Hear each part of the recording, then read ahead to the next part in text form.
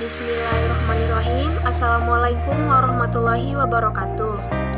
Yang saya hormati Ibu dosen Desi Sartini MPD. Sebelumnya perkenalkan, nama saya Rizky Putri Ananda dengan NIM 12103200833. Prodi Manajemen Pendidikan Islam, Universitas Islam Negeri Sultan Syarif Kasim Riau, dengan mata kuliah Dasar-Dasar Pengembangan Organisasi, dan dengan dosen pengampu Ibu Desi Sartini Ningsi MPD. Nah, di sini saya akan membuat video yaitu menjelaskan tentang dasar-dasar pengembangan organisasi. Nah, adapun yang akan saya bahas kali ini yaitu yang pertama, prinsip-prinsip organisasi, yang kedua, jenis-jenis organisasi, yang ketiga, teori organisasi, dan yang terakhir, bentuk-bentuk organisasi. Nah, selanjutnya saya akan membahas materi yang pertama, yaitu prinsip-prinsip dasar organisasi.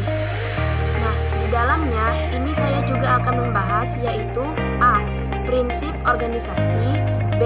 Asas-asas organisasi, dan yang terakhir C. Pendalaman asas-asas organisasi. Baiklah, saya akan menjelaskan yang pertama yaitu A. Prinsip organisasi.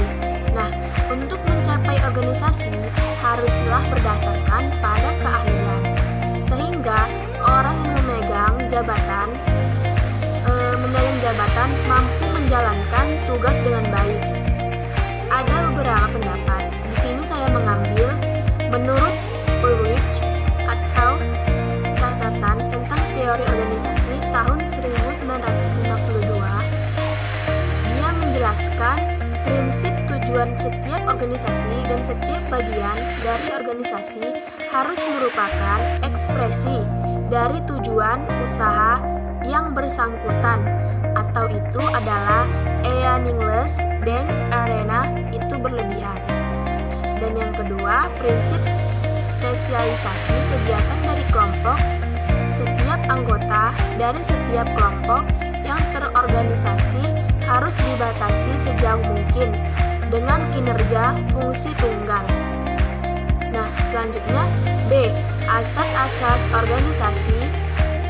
Agar diperolehnya struktur organisasi yang baik dan aktivitas organisasi dapat berjalan lancar, yaitu dengan membantu melaksanakan fungsi perorganisasian, terutama dalam menyusun struktur organisasi dan dalam manajemen pelaksanaan kegiatan organisasi yang lancar, efektif, dan efisien.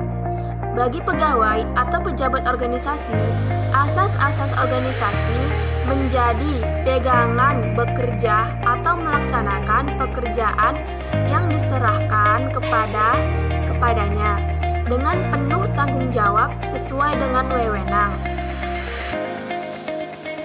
Dari pengertian tersebut, berarti asas-asas organisasi mempunyai dua peran, yaitu sebagai berikut. Yang pertama, sebagai pedoman untuk membentuk suatu struktur organization. Yang kedua, pedoman untuk melaksanakan suatu kegiatan organisasi supaya bisa berjalan dengan lancar. Dan yang C yaitu pendalaman asas-asas organisasi. Asas organisasi sering disebut sebagai pijakan dari pola pikir dan tindakan dalam organisasi. Asas organisasi merupakan prinsip organisasi yang dilaksanakan untuk mewujudkan organisasi yang efektif, efisien, dan sesuai dengan kebutuhan.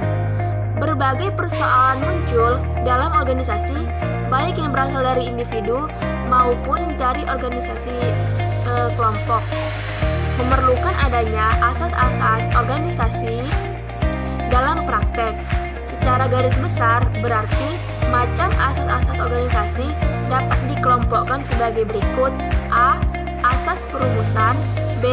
Asas kesatuan perintah. C. Asas rentang kendali. Dan yang D. Asas pendelegasian wewenang. Dan yang terakhir E.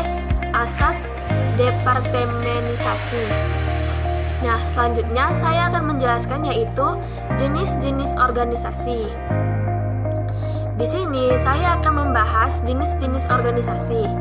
Adapun yang dibahas pada materi ini adalah organisasi sebagai mesin, organisasi sebagai organisme, organisasi sebagai otak, organisasi sebagai budaya, organisasi sebagai sistem politik, organisasi sebagai penjara psikis, organisasi sebagai aliran dan transformasi, organisasi sebagai instrumen dominasi.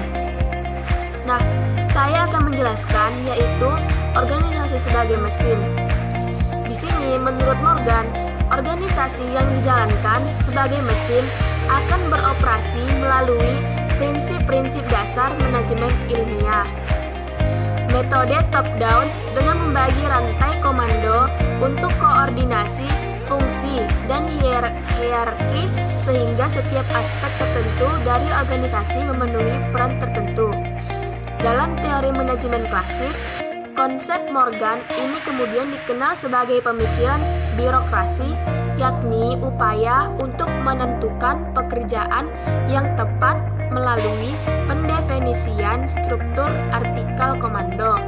Atau dengan kata lain, ada kontrol dari atas sedangkan yang di bawah mengikuti.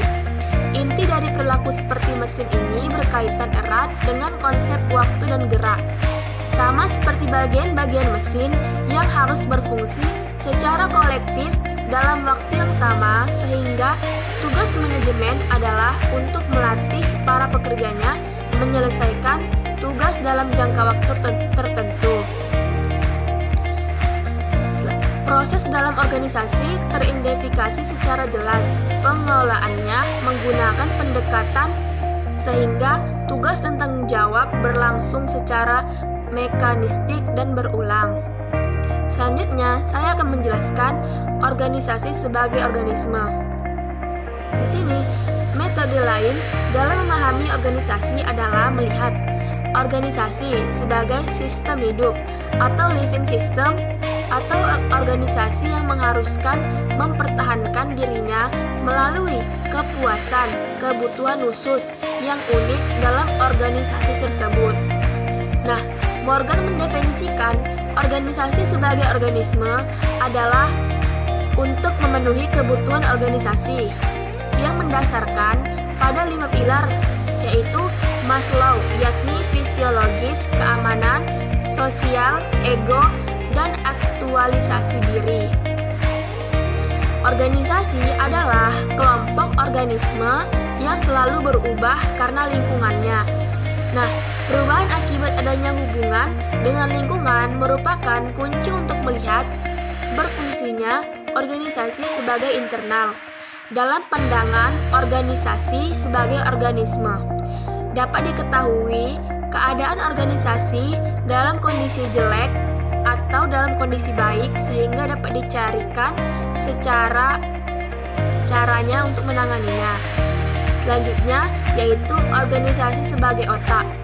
Kunci untuk memahami pandangan Morgan tentang organisasi sebagai brain adalah dimulai dengan pemahaman tentang konsep di mana organisasi terlibat dalam mengatur perilaku diri sendiri dan mempertahankan agar tetap stabil. Sama seperti memori yang tersimpan di otak yang dapat menyusun diri sendiri di lokasi yang berbeda di bagian otak ketika memori itu hilang.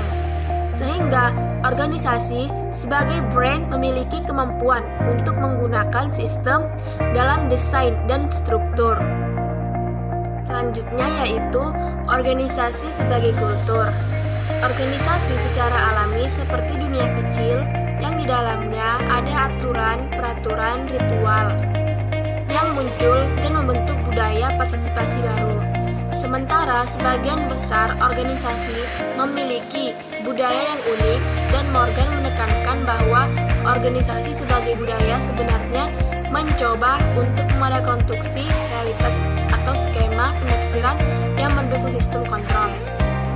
Nah, selanjutnya yaitu organisasi sebagai sistem politik.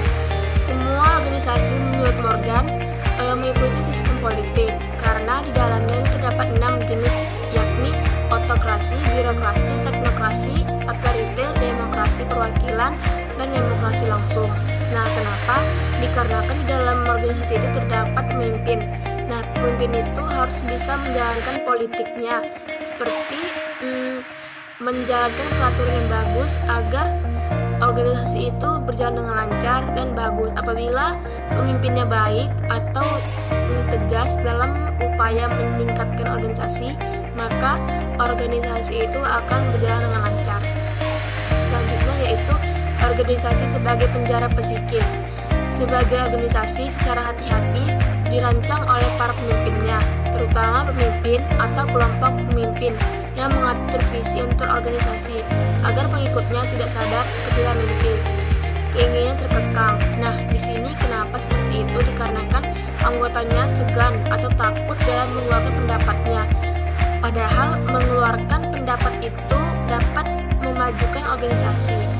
Belum tentu pendapat pemimpin itu selalu ada benarnya atau dapat memajukan. Banyak organisasi yang gagal dikarenakan dia enggan atau segan dalam mengeluarkan pendapatnya. Selanjutnya, organisasi sebagai gerakan yang berubah-ubah. Dalam konsep ini, transformasi atau gerakan yang berubah-ubah dapat dipahami secara logis, yaitu bagaimana realitas organisasi mengukuhkan dirinya. Organisasi dibentuk dan ditransformasikan oleh proses transformasi. Ketika salah satu unsur dalam suatu organisasi terjadi perubahan, yang lain juga berubah, atau dalam istilah Morgan, yaitu kausalitas yang saling berpaut dari aksi dan reaksi dalam lingkungan organisasi atau sebagai holoflux, yakni sifat yang mengalir dari tatanan. Dan yang terakhir yaitu organisasi sebagai seperangkat instrumen dominan. Morgan melihat bahwa organisasi sebagai dominan adalah bentuk rasionalisasi yang menghasilkan salah satu dari tiga bentuk yang berbeda, yakni dominan, karismatik, tradisional, dan rasional hukum. Bentuk modern dari organisasi. Selanjutnya yaitu pembahasan saya yaitu teori organisasi. Di sini pembahasan materinya yaitu teori organisasi klasik, teori organisasi neoklasik, dan teori organisasi modern. Baiklah, teori klasik yaitu secara umum digambarkan oleh para teoristik bahwa organisasi klasik sebagai organisasi yang sangat tersentralisasi dan tugas-tugasnya terspesialisasi. Para teoristik klasik menekankan pentingnya rantai pemerintahan dan penggunaan disiplin, aturan, dan supervisi ketat untuk mengubah organisasi agar beroperasi lebih efisien. Nah, selanjutnya yaitu teori neoklasik. Teori neoklasik adalah menekankan pentingnya aspek psikologis dan sosial karyawan sebagai individu maupun sebagai bagian kelompok. Atas dasar tersebut, teori neoklasik mendefinisikan suatu organisasi sebagai kelompok orang dengan tujuan bersama. Selanjutnya yaitu teori modern. Teori modern mengemukakan bahwa organisasi bukanlah suatu sistem tertutup yang berkaitan dengan lingkungan yang stabil, tetapi organisasi adalah sistem terbuka yang harus dan bila inginkan mempertahankannya, yaitu harus menyesuaikan diri dengan perubahan lingkungannya. Nah, ada pembahasan yang terakhir yaitu bentuk-bentuk organisasi. Di sini terdapat beberapa bentuk. Yang pertama yaitu organisasi bentuk lini. Organisasi bentuk lini disebut pula sebagai organisasi militer karena kebiasaannya hanya mengenal kesatuan atau pemimpinnya. Yang kedua, organisasi sebagai bentuk fungsional, yaitu organisasi bentuk fungsional ini adalah organisasi yang di dalamnya tidak perlu menekankan kepada atau jenjang jabatan secara vertikal, akan tetapi lebih banyak didasarkan kepada sifat dan macam fungsi. Yang ketiga, organisasi sebagai bentuk lini dan staf. Organisasi lini dan staf adalah kombinasi dari organisasi lini dan organisasi fungsional. Pelimpahan wewenang dalam organisasi ini berlangsung secara vertikal. Yang keempat, organisasi sebagai bentuk panitia. Organisasi panitia adalah organisasi yang masing-masing anggotanya mempunyai wewenang yang sama dan pemimpinnya kolektif. Yang kelima, organisasi bentuk lini dan fungsional, yaitu anggotanya masing-masing mempunyai wewenang dengan pemimpinnya yang kolektif. Nah, di sini saya